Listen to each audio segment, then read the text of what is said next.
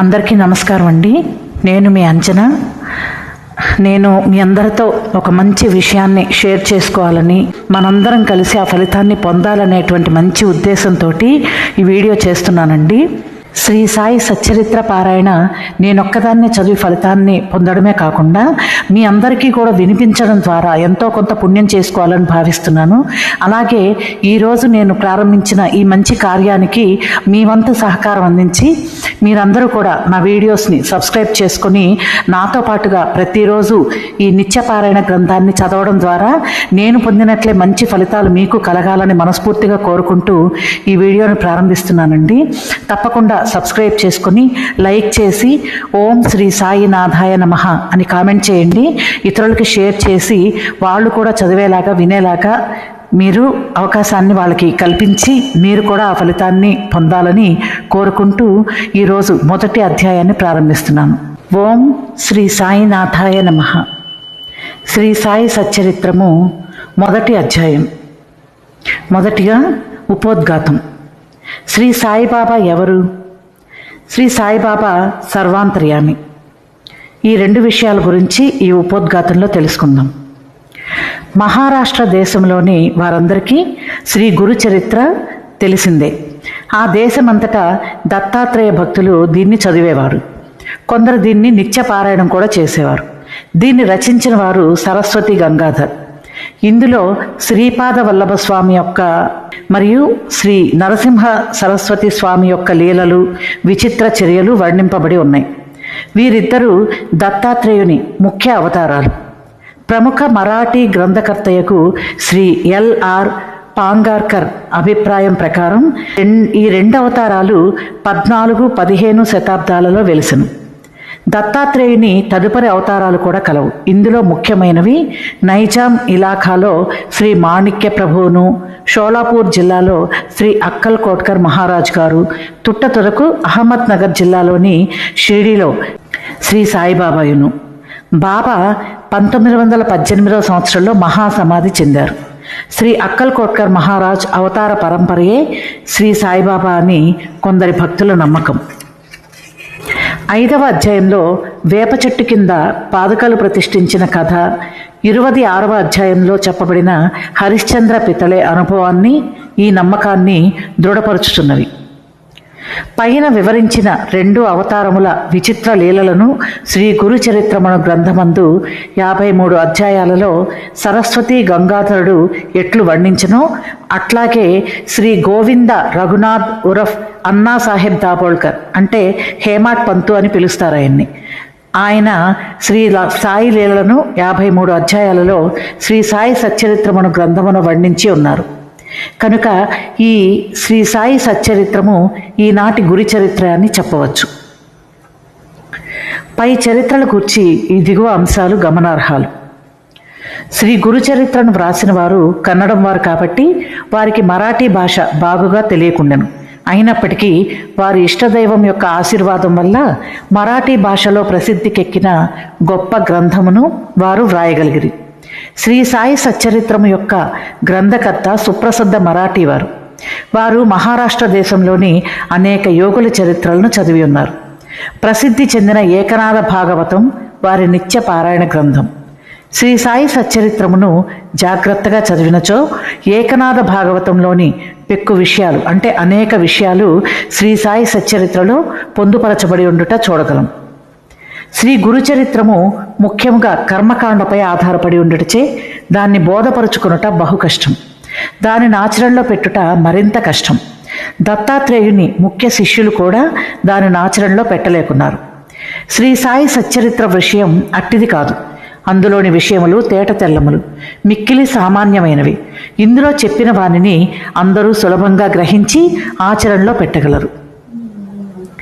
శ్రీ గురు చరిత్రలో వర్ణించిన విషయములు అవి జరిగిపోయిన 100 ఏండ్లకు వ్రాయబడను. కానీ శ్రీ సాయి సచ్చరిత్రంలోని కొన్ని లీలలు రచయిత స్వయంగా చూచును. శ్రీ సాయిబాబా యొక్క అనుమతి పొంది వారి ఆశీర్వాదముతో ఈ గ్రంథమును ప్రారంభించను. వారి ఆజ్ఞ అనుసారము అక్కడక్కడ ముఖ్యమైన విషయములు లీలలు టూకీగా వ్రాయబడుచున్నను. 1918 సంవత్సరంలో సాయిబాబా సమాధి చెందిన తరువాత శ్రీ సాయి లీల మాసపత్రికలో శ్రీ సాయి సచ్చరిత్రమును కొంచెం కొంచెంగా ప్రకటించను. శ్రీ సాయి సచ్చరిత్రం ఈ విధముగా 1923 నుండి 1929 వరకు శ్రీ సాయి లీలలో ధారావాహికగా ప్రచురింపబడి 1930లో పూర్తి గ్రంథరూపముగా ముద్రింపబడినది. కనుక శ్రీ సాయి సచ్చరిత్రమును ప్రస్తుత గ్రంథము అధికారికమైంది. షిరిడీలో శ్రీ సాయిబాబా సశరీరులుగా ఉండగా, అనగా వారు జీవించి ఉండగా దర్శించుకుని భాగ్యము లభించని సాయి భక్తులకు ఈ గ్రంథము నిజముగా ఒక వరము. శ్రీ సాయి సచ్చరిత్రమును అన్నాసాహెబ్ దాబోల్కర్ కూర్చును. కానీ ప్రతి అధ్యాయం చివరను శ్రీ సాయి ప్రేరేపణచే హేమాడ్ పంత్చే వ్రాయబడినట్లు ఉన్నది. కావున ఈ హేమాడ్ పంత్ ఎవరని పాఠకులు అడగవచ్చును. అన్నాసాహెబ్ దాబోల్కర్ మొట్టమొదటిసారి శ్రీ సాయిబాబాను దర్శించినప్పుడు వారి బిరుదును దాబోల్కర్కు కరుణించిరి. ఎప్పుడు ఏ సందర్భంలో ఈ బిరుదు అతనికి వసంగిరో అను విషయం 2వ అధ్యాయంలో రచయిత చెప్పి ఉన్నారు. అన్నాసాహెబ్ జీవిత చరిత్ర ఈ దిగువ క్లుప్తంగా చెప్పబడింది. గ్రంథ రచయితకు దాబోల్కర్ 1859 సంవత్సరంలో ఠాణా జిల్లాలోని కేళ్వే మాహిమునందు ఒక పేద ఆద్య గౌడ బ్రాహ్మణ కుటుంబంలో జన్మించిరి. వారి తాత తండ్రులు దైవభక్తి కలవారు. దాబోల్కర్ తమ ప్రాథమిక విద్యను స్వగ్రామమందే పూర్తి చేసి పూనాలో 5వ స్టాండర్డ్ వరకు ఆంగ్ల విద్యను అభ్యసించిరి. కుటుంబ ఆర్థిక పరిస్థితులు అంత బాగుగా ఉండకుండాటచే వారు పై క్లాసులు చదువుట మానుకొనిరి. అప్పట్లోనున్న సర్కారు నౌకరీ పరీక్షల్లో ఉత్తీర్ణులై తన ఊరిలోనే బడిపంతుల ఉద్యోగంలో ప్రవేశించిరి. ఆ సమయమందు కులాబా జిల్లాలో మామల్తదారుగానున్న సాబాజీ చింతామణి చిట్నీస్ అణువారు వీరి సచ్చీలతను, బుద్ధి కుశలతను, సేవానిరతిని చూచి మెచ్చుకొని తలాఠీయను గ్రామోద్యోగిగా నియమించిరి. తరువాత ఇంగ్లీష్ గుమస్తాగా వేసిరి. పిమ్మట మామల్తదార్ కచేరీలో హెడ్ గుమస్తాగా నియమించిరి. కొంతకాలం జరిగిన పిమ్మట అటవీ శాఖలో ఉద్యోగిగా నుంచిరి. కొన్నాళ్లకు కరువు సంబంధపు పనులందు ప్రత్యేకోద్యోగిగా గుజరాత్లోని బ్రోచ్లో నియమితులైరి. ఆయా ఉద్యోగాలలో తన బాధ్యతలను అత్యంత సమర్థవంతంగా నెరవేర్చటం వలన 1901 సంవత్సరంలో ఠాణా జిల్లాలోని షాహాపూర్లో మామల్తదారుగా నియమింపబడిరి. 1903 సంవత్సరంలో ఫస్ట్ క్లాస్ రెసిడెంట్ మెజిస్ట్రేట్గా బాంద్రాలో నియమింపబడిరి. వారచ్చట 1907 వరకు ఉద్యోగం చేసిరి. తరువాత ఆయన ముర్బాడు, ఆనంద్, బోర్సదులలో పనిచేసి 1910 సంవత్సరంలో తిరిగి బాంద్రాలో రెసిడెంట్ మెజిస్ట్రేట్గా నియమితులైరి. ఈ సంవత్సరం అందే వారికి షిరిడీకి పోయి శ్రీ సాయి సందర్శనం చేయు భాగ్యం కలిగింది. 1916 సంవత్సరంలో వారు ఉద్యోగ విరమణ చేసిన పిమ్మట కొన్ని నెలల వరకు తాత్కాలిక ఉద్యోగిగా పనిచేసిరి. అదియును విరమించిన తరువాత సాయిబాబా మహాసమాధి చెందు వరకు శ్రీ సాయి సేవలోనే పూర్తిగా నిమగ్నులైరి. బాబా మహాసమాధి పిమ్మట షిరిడి శ్రీ సాయిబాబా సంస్థానాన్ని 1929 సంవత్సరంలో తాను మరణించు వరకును ఎంతో చాకచక్యముగా నడిపిరి. వారికి భార్య, ఒక కుమారుడు, 5 కుమార్తెలుండిరి. బిడ్డలకు తగిన సంబంధములు దొరికినవి. అందరూ క్షేమంగా ఉన్నారు. శ్రీ సాయిబాబా ఎవరు? సాయిబాబా ఎవరు అను ప్రశ్నకు 3 విధాలుగా సమాధానం చెప్పవచ్చును. దీర్ఘాలోచన చేయకయే విషయముల గూర్చి కానీ మనుష్యులను గూర్చి కానీ అభిప్రాయం చెప్పు అభ్యాసము కలవారు సాయిబాబాను ఒక పిచ్చి ఫకీరనియు, వారు షిరిడీలో శిథిలమై పాడుపడిన మసీదులో అనేక సంవత్సరములు నివసించిరనియు, ఇష్టం వచ్చినట్లుగా మాట్లాడుచూ తమను దర్శింపవచ్చిన వారి నుంచి దక్షిణ రూపంగా ధనం వసూలు చేయుచుండిరనియో చెప్పుదురు. ఈ అభిప్రాయం తప్పు. R.A. తర్ఖడ్ గారి స్నేహితుడు ఒకసారి బాబా దర్శనానంతరం బాబా వద్ద సెలవు పుచ్చుకొని బొంబాయి తిరిగి పోవునప్పుడు కంటతడి పెట్టుకొనెను. అతనితో బాబా ఇట్లనెను, పిచ్చివాని వలె ప్రవర్తించుచున్నావేమి?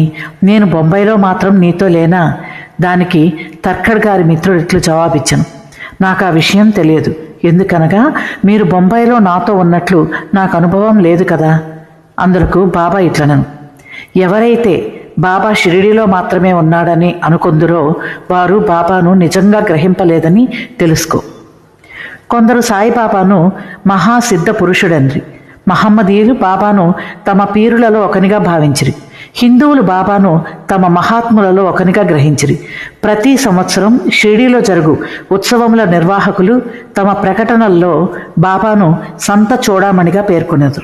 ఈ అభిప్రాయం కూడా సరియైనది కాదు. శ్రీ సాయిబాబాను సన్నిహితముగాను వాస్తవముగాను సేవించిన వారు మాత్రం బాబాను భగవదవతారంగా ఇప్పటికీ భావించుతున్నారు. దీనికి దిగువ కొన్ని దృష్టాంతములనిచ్చెదను. సాయిబాబా సర్వాంతర్యామి. బివి నరసింహస్వామి గారు రచించిన బాబా సూత్రములు పలుకులు అను గ్రంథమునకు పీఠికలో ఇండోర్ హైకోర్టు జడ్జి గారు ఎంబి రేగే గారు ఇట్లు వ్రాసి ఉన్నారు. బాబా సశరీరులుగా ఉన్నప్పుడు వారొక రూపుదాల్చిన భగవత్ స్వరూపంగా తమ భక్తులకు భాసిల్లుతూ తమ లీలా ప్రబోధాల ద్వారా సాధకుల మార్గమును ప్రకాశింపజేయుచుండెడివారు. వారి నశ్వరమైన దేహము మాయమైపోయినది, కానీ దానిలో అప్పుడుండిన బాబా మాత్రం ఇప్పటికీ అనంత శక్తి వలె నిలిచి వారు సమాధి చెందకముందు భక్తులకు తోడ్పడినట్లే ఇప్పటికీ వారిని ఆశ్రయించు అసంఖ్యాక భక్తులకు నిశ్శబ్దముగా సహాయపడుచున్నారు. శ్రీ బివి నరసింహస్వామి గారు రచించిన భక్తుల అనుభవములు అను పుస్తకంలోని మొదటి పేజీలో ఉత్తర భారతదేశంలోనున్న ఒక హైకోర్టు జడ్జి గారిట్లు వ్రాసి ఉన్నారు. నేను సాయిబాబాను సృష్టి స్థితి లయకారకుడుగా భావించదును. 1918 సంవత్సరంలో వారు సమాధి చెందకముందు నేనట్లు భావించితిని. ఇప్పటికీ నేనట్లే భావించుతున్నాను. నాకు మాత్రం వారు సమాధి చెందినట్లు లేదు. నా దృష్టిలో వారు అన్ని పరిమితులకు అతీతులు. వారు మా మధ్య ఉన్నప్పుడు వారి మానవ శరీరం మా కనుల ముందు సంచరించుచుండెను. ఒక్కొక్కప్పుడు అది మా దృష్టిని విశేషముగా ఆకర్షించేది. కానీ ఎక్కువ భాగం మా ఎరుకలో నిలిచినది మాత్రం వారి అనంత తత్వమే. శాశ్వతము అశాశ్వతముల అద్భుత సమ్మేళన రూపమైన ఒక మానసిక ప్రతిబింబం వలె వారు మాకు భాషించేవారు. అశాశ్వతమైన తమ మానవ దేహము నాకు ఒక్కొక్కప్పుడు మా ముందర తళుకుమని మెరిపించేవారు. ఇప్పుడు అశాశ్వతమైన ఆ దేహము మాయమై సాయిబాబాను శాశ్వతమైన అనంత శక్తి మాత్రం నిలిచి ఉన్నది. బివి నరసింహస్వామి గారిచే రచింపబడిన భక్తుల అనుభవములు అను గ్రంథంలో 19-20 పుటలలో ఆచార్య జీజీ నార్కే ఇట్లు చెప్పి ఉన్నారు. ఇంటి వద్ద నిత్యము నేను పూజించు గృహదేవతల మధ్య సాయిబాబాను ఒకరిగా ఉంచితిని. సాయిబాబా భగవంతుడు. ఆయన సామాన్య సత్పురుషుడు కాడు. మా మామగారకు శ్రీమాన్ భూటి, నా భార్య, నా తల్లి గొప్ప సాయి భక్తులు. వారు సాయిబాబాను భగవంతుని వలె పూజించువారు. నేను క్రొత్తగా షిరిడీకి పోయినప్పుడు ఒకనాడు హారతి సమయంలో సాయిబాబా మిక్కిలి కోపోద్దీపితుడై ఉండెను. అకారణంగా వారు కోపించుచు శపించుచు భయపెట్టుచుండిరి. ఆయన పిచ్చివాడా అను సంశయము నా మనస్సులో మెదిలాను. మామూలుగానే హారతి పూర్తి అయ్యను. ఆనాటి సాయంకాలం నేను బాబా పాదములను ఒత్తుచుంటిని. అప్పుడు బాబా ప్రేమగా నా తలను నిమురుచు, నేను పిచ్చివాడను కాను అనను. ఎంత ఆశ్చర్యం! నా హృదయ గత భావమును గ్రహించుచున్నారు. వారికి తెలియకుండా మనం ఏ రహస్యములను దాచజాలము. వారు అంతర్యామి, నా ఆత్మ యొక్క అంతర్యామి. వారి అంతర్యామిత్వమును గూర్చి నాకు అనేక నిదర్శనాలు కలిగెను. వారు నాతో మాట్లాడినప్పుడు నా హృదయంలో కూర్చుండి మాట్లాడు వారి వలె మాట్లాడువారు. నా హృదయంలో కల ఆలోచనలను కోరికలను గ్రహించుచుండేవారు. వారు నాలో ఉన్న భగవంతుడు. వారే భగవంతుడని నిశ్చయించుటలో నాకెట్టి సంకోచము లేకుండెను. ఒక్కొక్కప్పుడు వారిని నేను పరీక్షించుచుంటిని.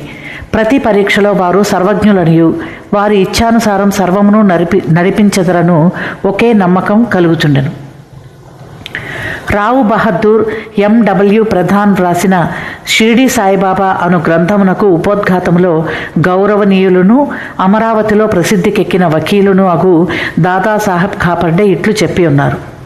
శ్రీ సాయిబాబా ప్రతి వారి అంతరంగమందు మొదలు ఆలోచనలన్నీ తెలిసిన వాని వలె ఉండి వారి కోరికలు తీర్చుతూ సుఖ సంతోషాలు కలుగజేయుచుండెడివారు. ఆయన భూమిపై నడయాడు దైవమనే భావము కలుగుచుండెను.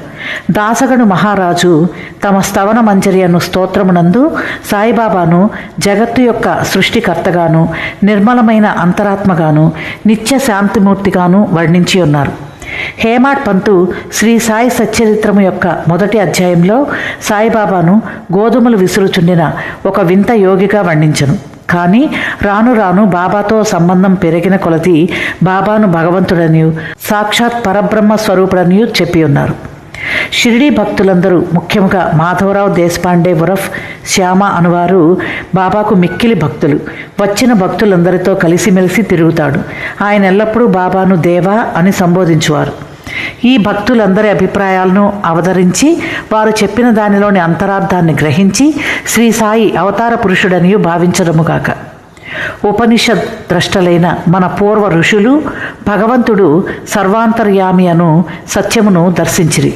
బృహదారణ్యక, ఛాందోగ్య, కఠ, శ్వేతాశ్వతర ఉపనిషత్తులు జీవకోటితో సహా సర్వవస్తు సముదాయమైన ప్రకృతి అంతయు భగవంతుని రచనమనియు, అది అంతయు అంతర్యామిచే అనగా సర్వమును సృష్టించి పాలించడి భగవంతునిచే వ్యాపింపబడి ఉన్నదనియు వక్కాణించుచున్నది. ఈ సిద్ధాంతమును నిరూపణ చేయుటకు తగిన ఉదాహరణము శ్రీ సాయియే.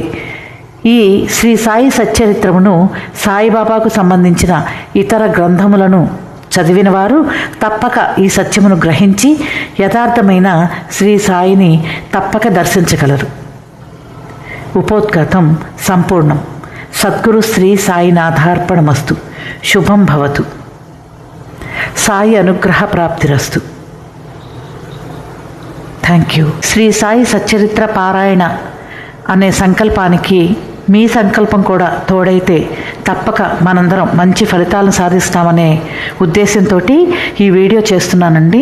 తప్పకుండా సబ్స్క్రైబ్ చేసుకుని రోజు మార్చి రోజు కానీ ప్రతిరోజు కానీ నా వీడియోస్ని నేను చదివి పోస్ట్ చేస్తాను. మీరు కూడా వాటిని భక్తి శ్రద్ధలతో వినడం ద్వారా, ఇతరులకి షేర్ చేయడం ద్వారా మీ యొక్క కష్టాలని, బాధల్ని పోగొట్టుకొని సంతోషాన్ని, ఆనందాన్ని పొందాలని మనస్ఫూర్తిగా కోరుకుంటూ మీ అంజన. Thank you.